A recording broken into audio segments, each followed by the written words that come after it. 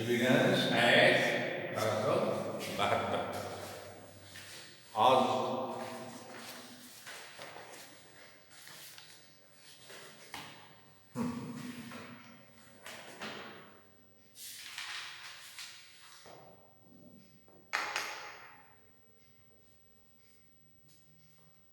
हम पूर्व में बता रहे थे कि वो कौन से साधन, साक्ष्य को एक साधन बताया गया था ना जी जी। वो कौन से साधन है जो साक्ष्य नहीं होते हुए भी किसी मामले को निर्णित करने में न्यायालय के द्वारा प्रयोग में लाए जाते हैं, ठीक ना। उसमें नंबर 1 ये है भौतिक पदार्थ जो न्यायालय के समक्ष निरीक्षण हेतु पेश किया जाता है, ठीक ना। दूसरा है गवाहों की भाव भंगिमा, गवाही देते समय उनकी भाव भंगिमा कैसी है, इसके बारे में भी हमने पिछले लेक्चर में बताया। और तीसरा है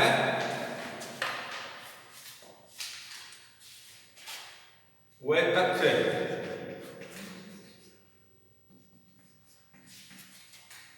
जो जुडिशियल नोटिस के अंतर्गत आते हैं,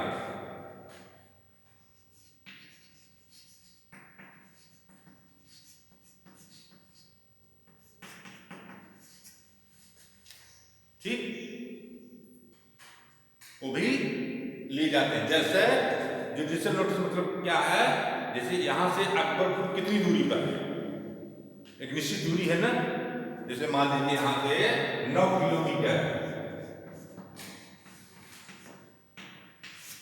ठीक, 9 किलोमीटर है, इसके बारे में साक्ष्य नहीं लिया जाएगा कि कितनी दूरी है, ये तो ऑलरेडी डिसाइडेड है, निश्चित है कि यहां से कॉलेज से अकबरपुर की मुख्यालय की दूरी 9 किलोमीटर, जुडिशियल नोटिस, इसका भी प्रयोग न्यायालय के निर्णयों में किसी मामलों में लिया जाएगा। इसमें साक्ष्य लेने की जरूरत नहीं है, ये साक्ष्य श्रेणी नहीं है, लेकिन इसका प्रयोग न्यायालय के द्वारा किया जाएगा। दूसरा, चौथा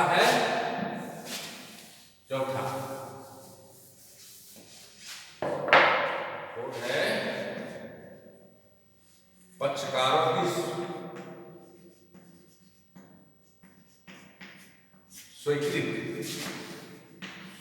स्वीकृतियां,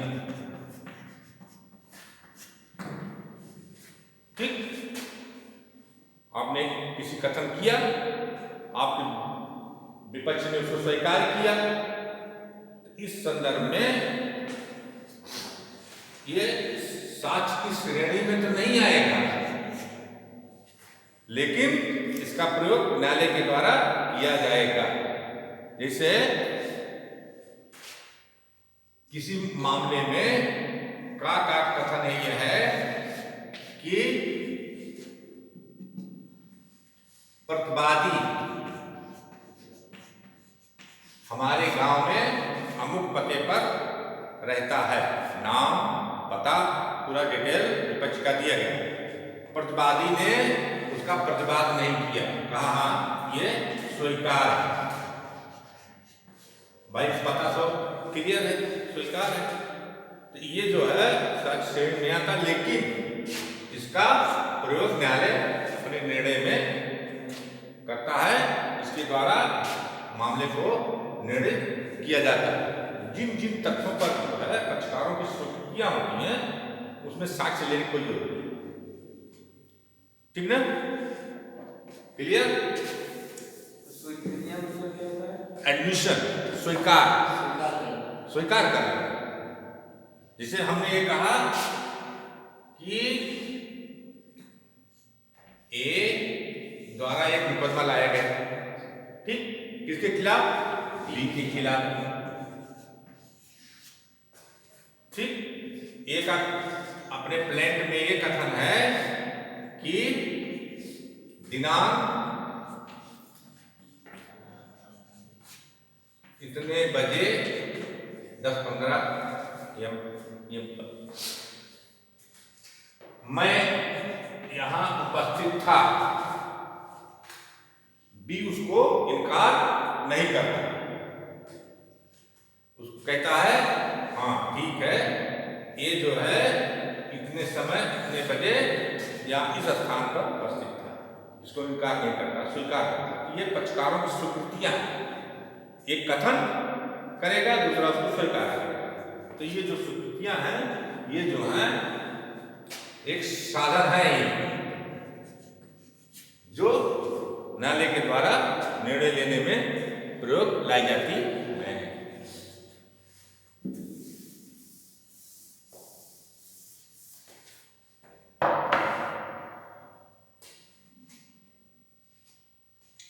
और पांचवा है न्यायालय के द्वारा स्थानीय निरीक्षण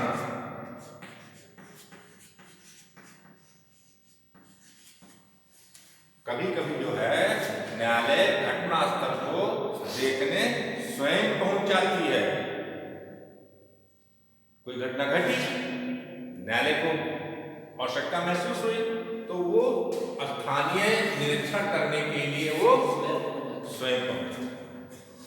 जैसे सिविल मामलों में जो कमीशन का कार्य होता है, क्या होता है? कमीशन का कार्य किसके द्वारा? अमीन। अमीन कहाँ का है? ये न्यायालय का बाबू होता है, कर्मचारी होता है, जो स्थलीय निरीक्षण करने जाता है। किसके माध्यम जाता है? न्यायालय के माध्यम। ये माना जाता है कि न्यायालय स्थलीय निरीक्षण करने गया है, ठीक है ना? तो ये भी एक साधन है निर्णय पर पहुंचने के लिए, इसका प्रयोग किया जाता है निर्णय में। ठीक,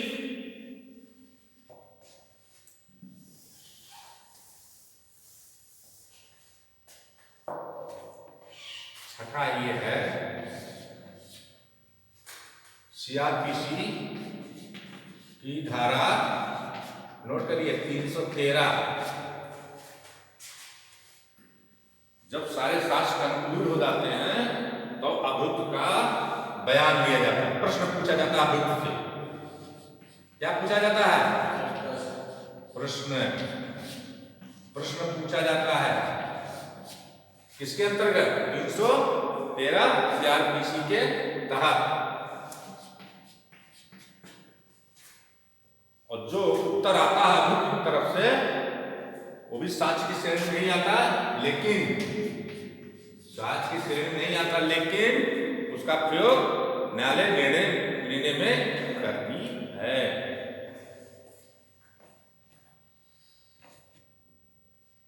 इत्यादि। क्लियर?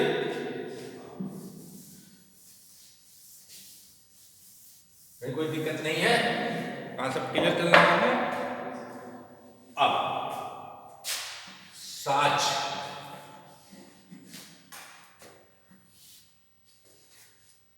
साक्ष्य कितने प्रकार के होते हैं?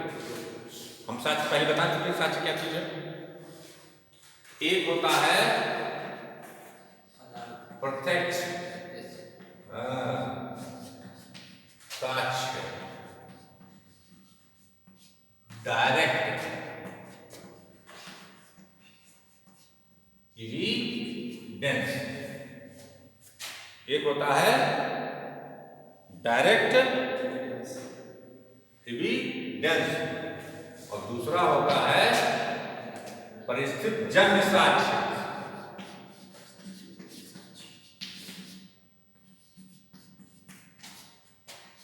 जन्य साक्ष्य, सर्कमटेंशियल एविडेंस, इसको बोलते हैं सर्कमटेंशियल एविडेंस। एक होता है डायरेक्ट एविडेंस, प्रत्यक्ष साक्ष्य, और दूसरा होता है परिस्थिति जन्य साक्ष्य, सर्कम सर्कमस्टेंशियल एविडेंस। ठीक ना। अब सर्वप्रथम हम बताएंगे कि डायरेक्ट एविडेंस क्या है, प्रत्यक्ष साक्ष्य क्या है।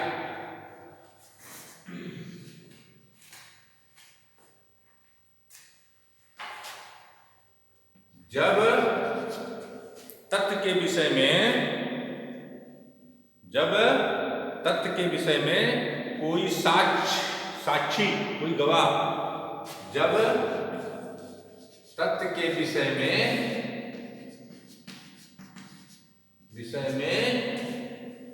कोई साक्षी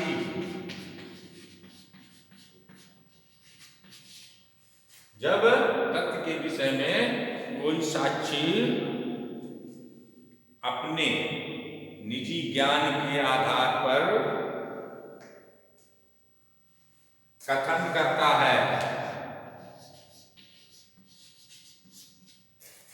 किसके आधार पर? अपने निजी ज्ञान के आधार पर कथन करता है, और किसके समक्ष पेश होकर के? न्यायालय के समक्ष पेश होकर के करता है। ठीक। इसके अंतर्गत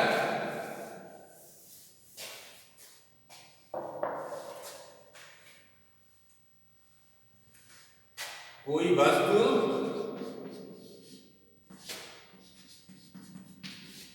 या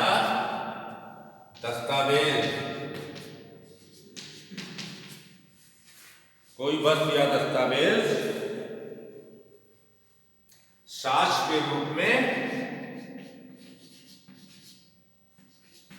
रूप में पेश किया जाता है। इसको क्या बोलते हैं? Direct evidence. ठीक ना। क्लियर। अभी उदाहरण बताऊंगा तो आप एकदम क्लियर हो जाएंगे कि डायरेक्ट एविडेंस क्या होता है और प्रस्थितजन्य साक्ष्य क्या होता है।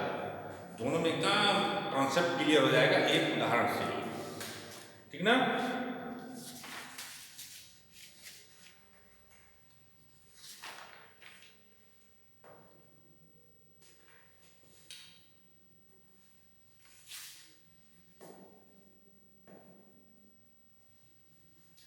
तो दोनों प्रकार के साक्ष्य होते हैं, उनका उद्देश्य एक ही होता है। ठीक ना। एक डायरेक्ट एविडेंस जो होता है वो विवादक तथ्य,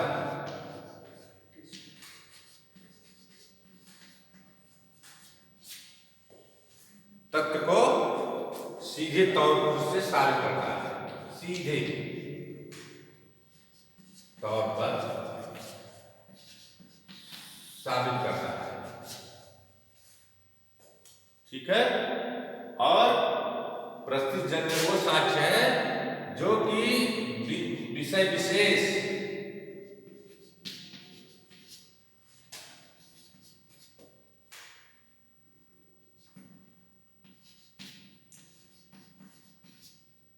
परिस्थितियों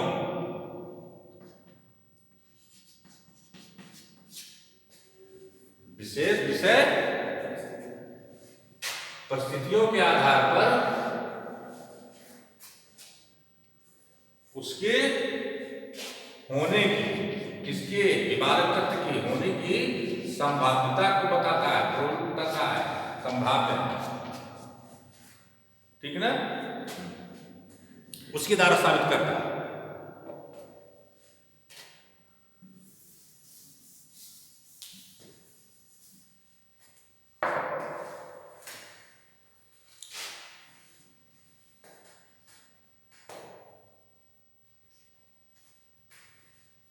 डायरेक्ट एविडेंस क्या है?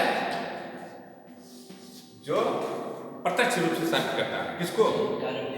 विवादक तथ्य, फैक्ट इश्यू को डायरेक्ट जो है वो साबित करता है। और प्रस्थितजन्य जो है वो परिस्थितियों के सबूत के आधार, जो परिस्थितियां पैदा हुई हैं उन परिस्थितियों के आधार पर साबित करता है। ठीक ना। अब एक उदाहरण देख लीजिए, अभी आप पूरा कॉन्सेप्ट क्लियर हो जाएगा। प्रस्थितजन्य और डायरेक्ट एविडेंस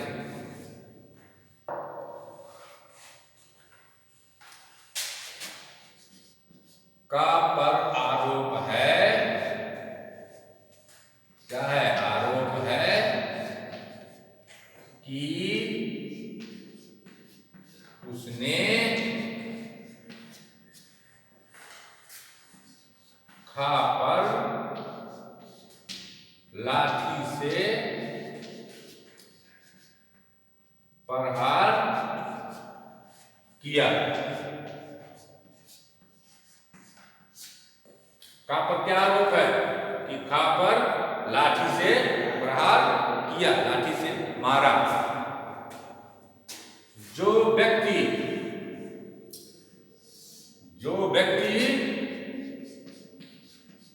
का को लाठी से प्रहार करते हुए खा को देखे हैं, वो व्यक्ति प्रत्यक्षदर्शी साक्षी कहलाएंगे। और उनके द्वारा जो कथन किया जाएगा उसको क्या बोलते हैं, प्रत्यक्ष साक्ष्य, डायरेक्ट एविडेंस। क्लियर? मारते हुए जिन लोगों ने देखा वो क्या हो जाएंगे, प्रत्यक्षदर्शी साक्षी। और उनके द्वारा जो कथन किया जाएगा, जो तथ्य पेश किया जाएगा न्यायालय के समक्ष, उनको क्या बोलेंगे, डायरेक्ट एविडेंस, ये प्रत्यक्ष साक्ष्य जो उनके द्वारा देखा गया। ठीक है? अब मान लीजिए जब का ने खा के ऊपर लाठी से प्रहार किया, उस समय कोई उपस्थित नहीं था, कोई नहीं था, दो ही लोग थे, का थे और खा थे। का ने खा को लाठी से मारा, यही आरोप इन पर है, और उसमें कोई था नहीं। लेकिन या, रा, ला, ये तीन व्यक्ति हैं, उन्होंने घटना के कुछ ही समय बाद, घटना जिसमें कही जा रही है, घटना के कुछ ही समय बाद का को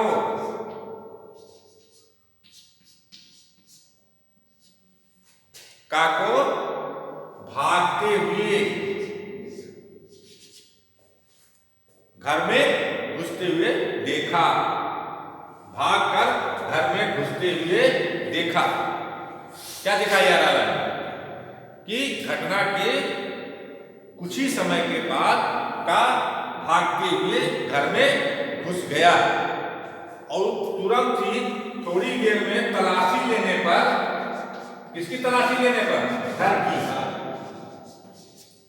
वहां क्या बरामद हुई, लाठी बरामद की। और वो लाठी जो है रक्त से सनी हुई लाठी बरामद हुई। तो या लाला का ये जो है कथन, ये प्रत्यक्षजन्य साक्ष्य की श्रेणी में आएगा। सर्कमस्टेंशियल जो ये तथ्य कथन कर रहे हैं, एक सर्कमस्टेंशियल, एक परिस्थिति पैदा कर रहे हैं कि का ने खा को लाठी से मारा, भागकर वो घर में घुसा, और घर की जब तलाशी ली गई तो रक्त से सनी लाठी पाई गई। ये प्रत्यक्षजन्य साक्ष्य। ठीक ना? कार्य करते हुए देखना किसी के द्वारा, वो डायरेक्ट एविडेंस। कार्य करते हुए न देखना, कार्य करने के बाद जो कार्य किया है उसका एक्शन रिएक्शन, उससे रिलेटेड जो भी इफेक्ट आ रहे हैं वो क्या हो जाएंगे, प्रत्यक्षजन्य साक्ष्य। क्लियर? अब कोई दिक्कत नहीं है?